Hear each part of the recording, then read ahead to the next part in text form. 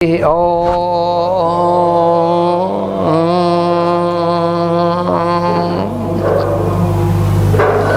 Sahana Vavatu Sahanau Bhunaktu Sahaviryam Karavavahai Tejasvinavadhitamastu Ma Vidvishavahai.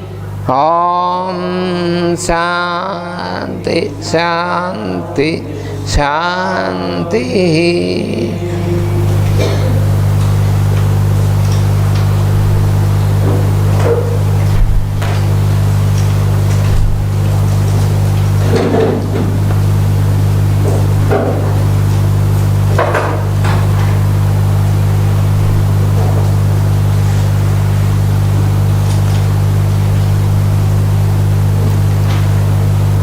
So, in the secret of right transmutation lies the cure of cancer, and this will eventually be realized.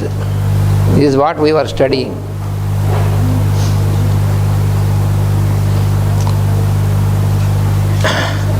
I am using this phrase not only symbolically but also technically and scientifically.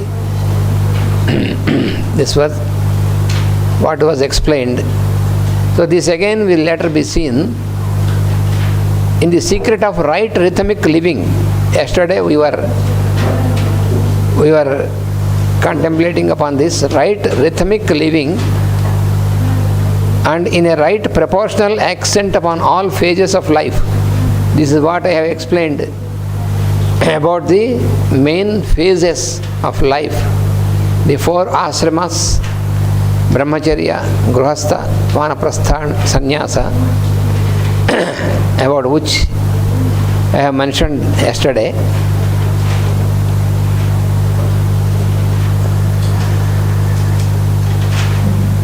In the secret of right understanding of time cycles and of periodic reproductive creation will come the emergence of the race from the evils of the social diseases. So he is explaining that we are now in a time where the human race is affected by the evils of the social diseases. What are the social diseases? We have already discussed earlier.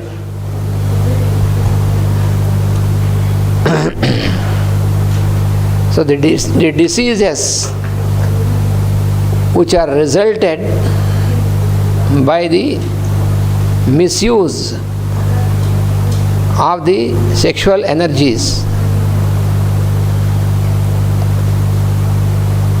which are also called venereal diseases. These are the social diseases what are mentioned here. So the present human race is very much affected and entangled with these social diseases. So in the secret of right understanding of times and cycles, so how to be freed, how to be liberated, or how to get prevented from the effect of the social diseases. That is what is explained here. So, right understanding of times and cycles.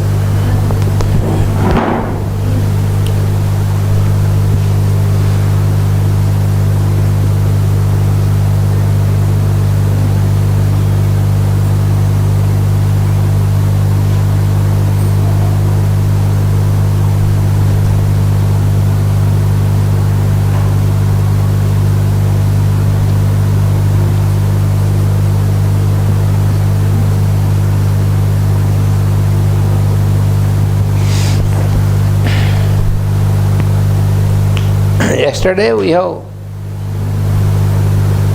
studied about the phases of the life, of this span of life. Now this is about the understanding of times and cycles.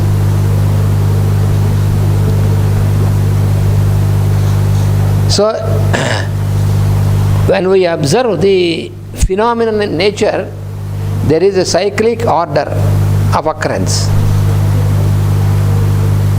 For example, the seasons, because all these phenomena are worked out basing on the unchangeable cosmic laws. Because the cosmic laws govern all these phenomena, and these cosmic laws are unchangeable. So we have to observe this. We have to remember this, and we have to observe this. These cycles, times and cycles. So the effect of these cycles will be on our form, on our body also. Because our body is responding, it responds, or it is governed by all these cyclic phenomenon. Even if we know or not, it makes no difference. They do not depend upon our knowing about them.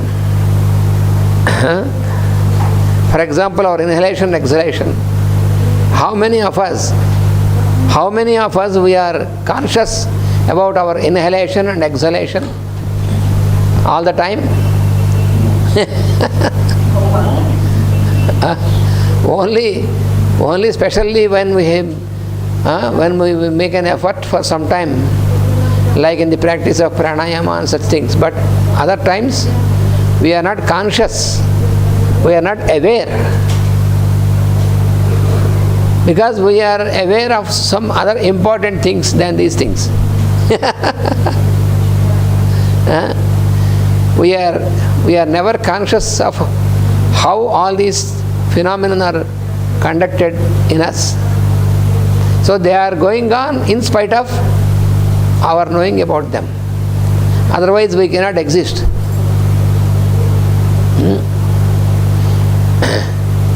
Suppose if somebody thinks that unless you know what oxygen is and what carbon dioxide is, how can you use oxygen and how can you reject carbon dioxide?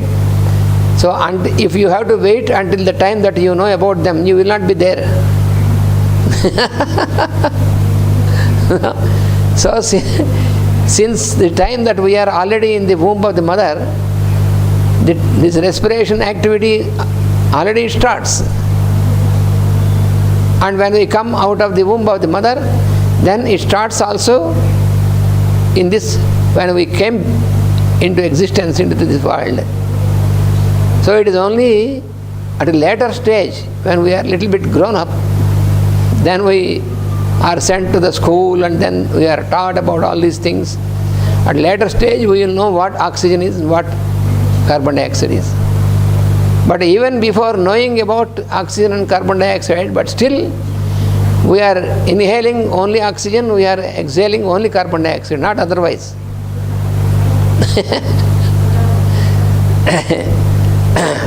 That means there is some intelligence which is conducting all these phenomena in spite of our knowing them or not. So nature is much wiser and intelligent than us. Otherwise we cannot exist. So therefore we have to make an effort for the understanding of time and cycles. And periodic reproductive creation. There are two things. One is creation and other is reproduction.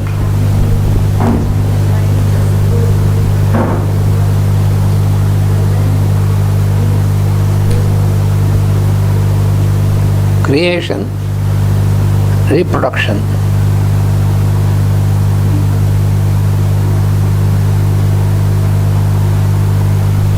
Creation is on the divine level of consciousness, on a divine level. And reproduction is only a copying of the phenomenon of creation. It is only duplicating.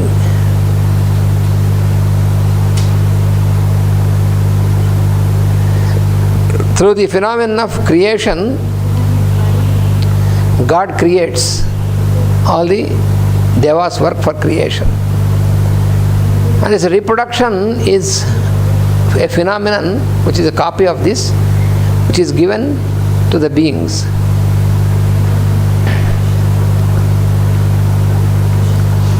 So the beings are created by God. But the beings can reproduce their progeny. But this phenomenon of reproduction, since it is an imitation of creation,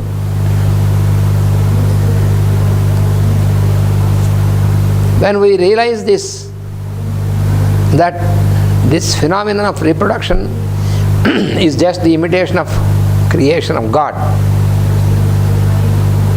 then we will know the rhythm and we will know a proper use of this.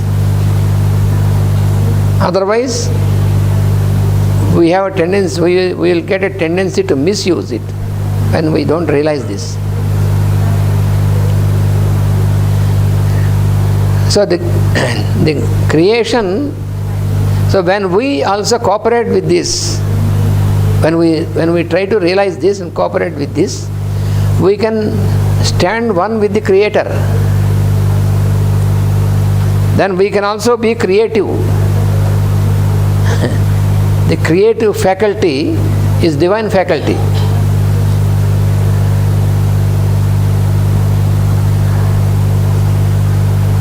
So when we practice this, when we realize this, when we realize the difference between God-made and man-made,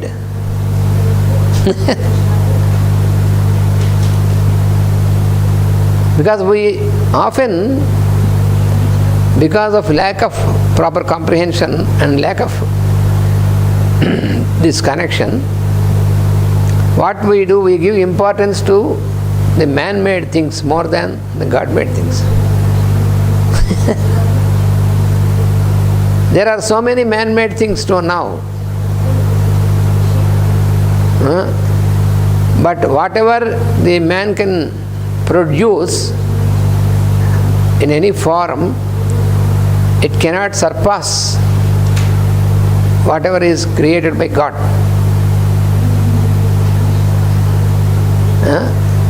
We can produce computers, we can produce robots. It is all imitation of God's creation only. You can do all these things, but you have to remember that man can produce so many things, man can make so many things, but still we have to remember that man is God-made. There are so many things which are man-made, but man is God-made.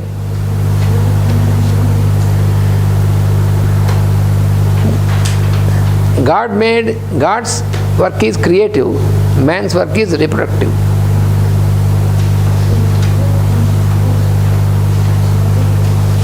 How can you prove this difference between man-made and God-made?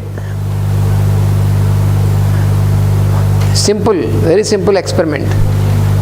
Very simple experiment.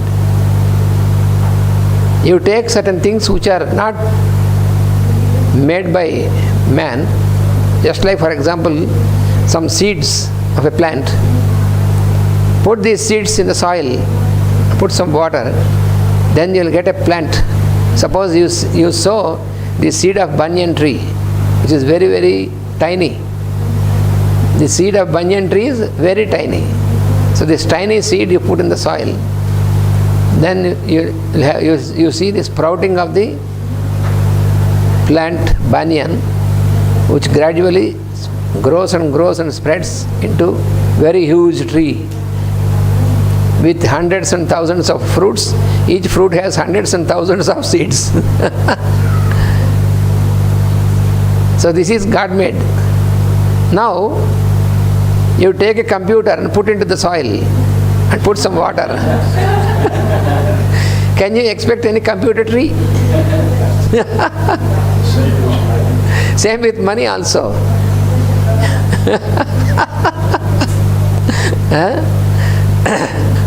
You take some euros or some rupees, put into soil and put some water, you will not get any euro tree or rupee tree. Not possible. Or you put some pieces of gold into soil, you will not get any golden tree. See? So, that makes all the difference. So, God's creation is always higher than what man does. This, if you remember this, then you can also be elevated to the God consciousness. Then you will stand one with the Creator. Then you are also a creator.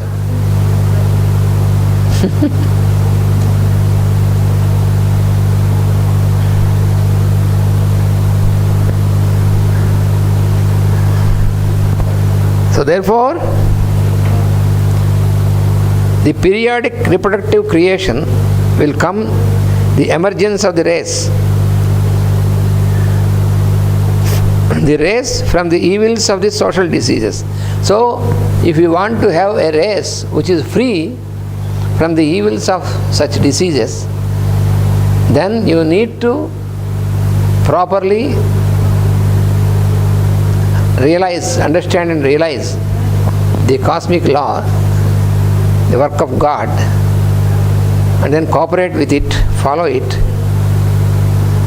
follow the rhythm, because there is always a rhythm in creation. God's creation is very rhythmic.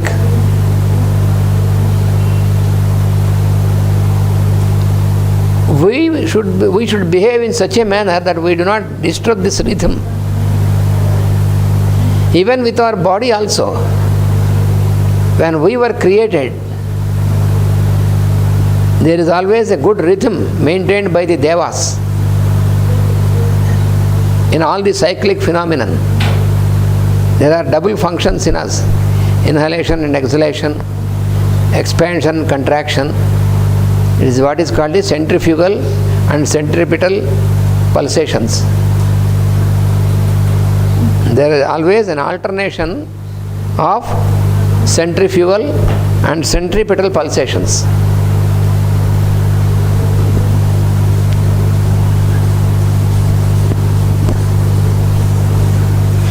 What we call our life activity can be possible by the functioning, by the application, by the application of the law of alternation.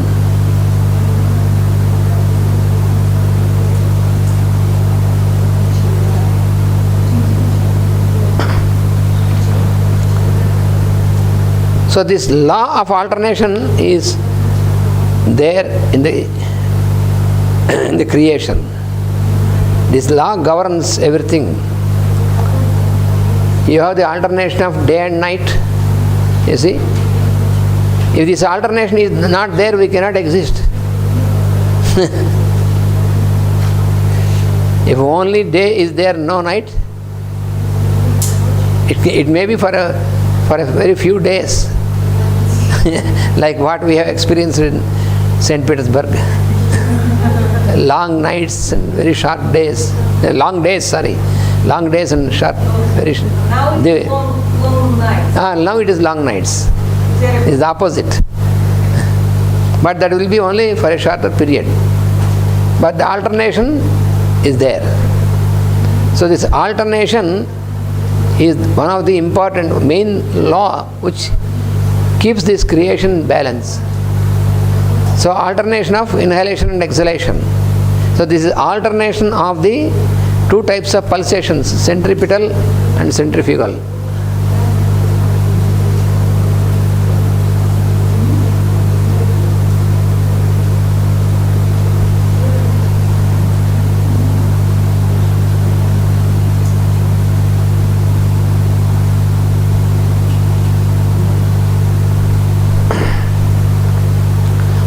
This alternation of these two types of pulsations, that makes all these functions possible. One manifestation is inhalation and exhalation. Inhalation is due to the centripetal activity from circumference to center.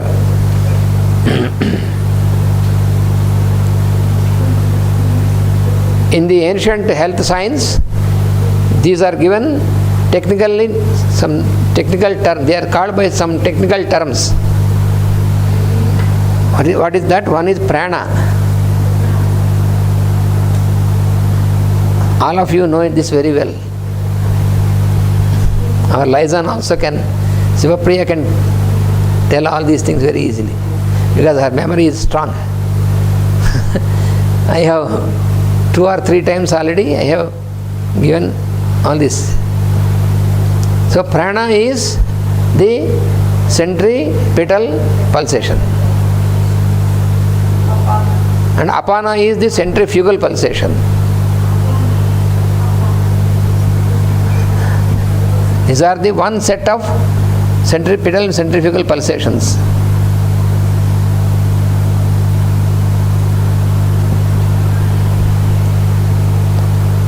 So due to the prana, we are able to make inhalation. We are enabled to make inhalation because of prana. We receive oxygen into our constitution because of prana. When this pulsation is not working, that means the person is dead. Then you cannot receive. When the person is not there, then even if you put oxygen into his nose, there is no use. You may put oxygen or you may put ventilators, all this is utterly useless.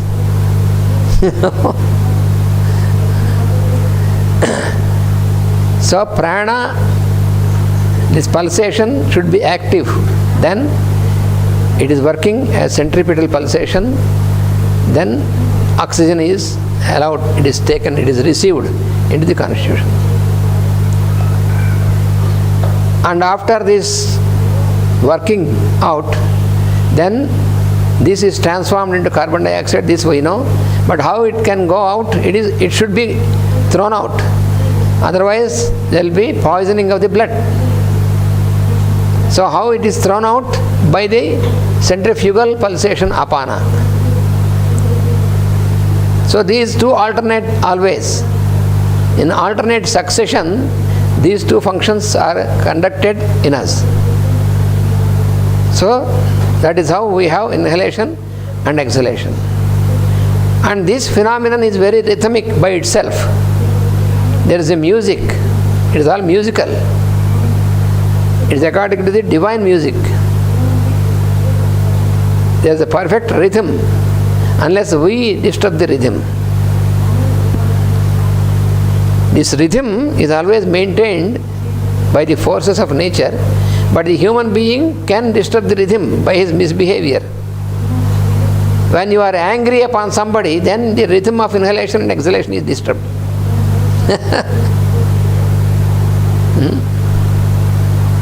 I will destroy this fellow. When you are angry, then automatically there is disturbance.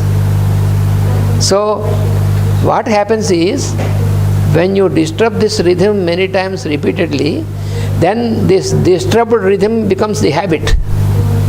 That is the manifestation of a disease.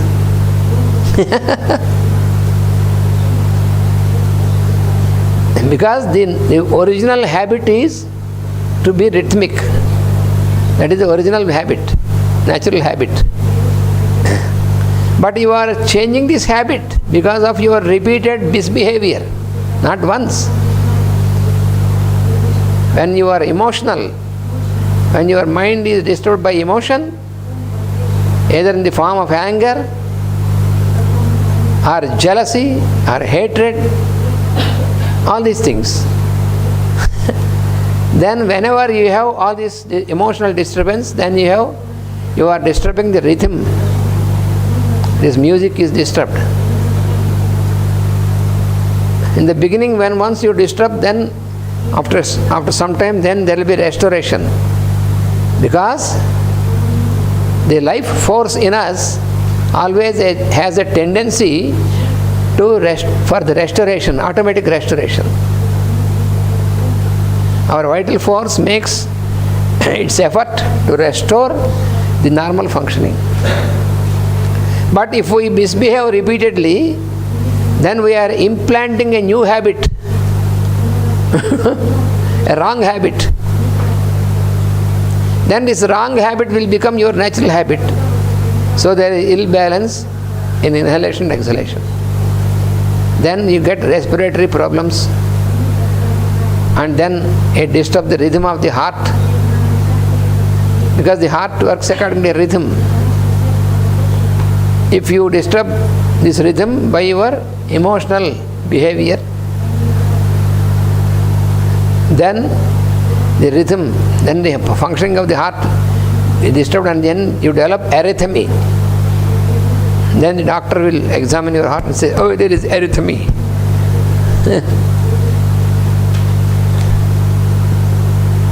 When somebody scolded you, somebody called you a fool, and then in your mind you started to feel about it. He called me a fool, he called me a fool. You could not have food because food is no more tasty for you. Because your mind is occupied with this. Why should he call me a fool? He has called you a fool only once. And he had his food and he was sleeping, he was normal. But you could not eat, you could not sleep. I am such a great fellow, but I am called a fool by him. Why should he call me a fool? Then you will really prove yourself to be a fool. Because he only called you fool, but you proved yourself to be a fool because you could not sleep, you could not eat. So the rhythm, you have destroyed your own rhythm. This is how we behave.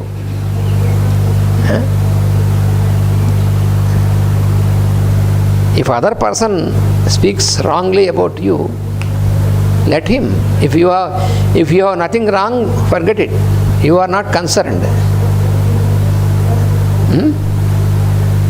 If you start to react to this, then this other person is not outside. He enters into your mind and starts disturbing you. That is, what is this other person?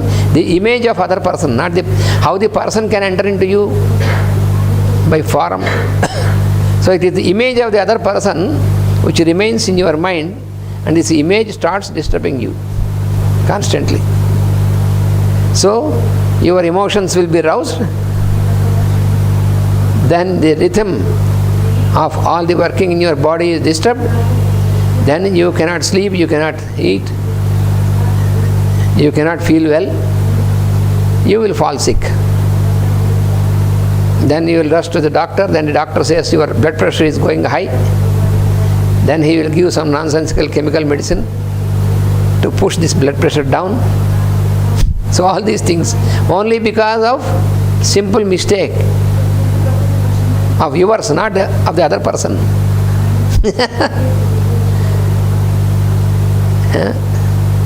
So like such examples in your daily life, so many times you disturb the rhythm.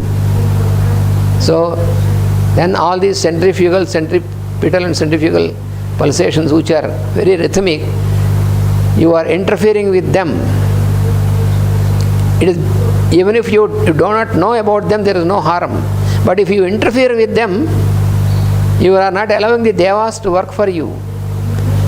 The devas are always trying to work for you, even though you have not recognized their existence also.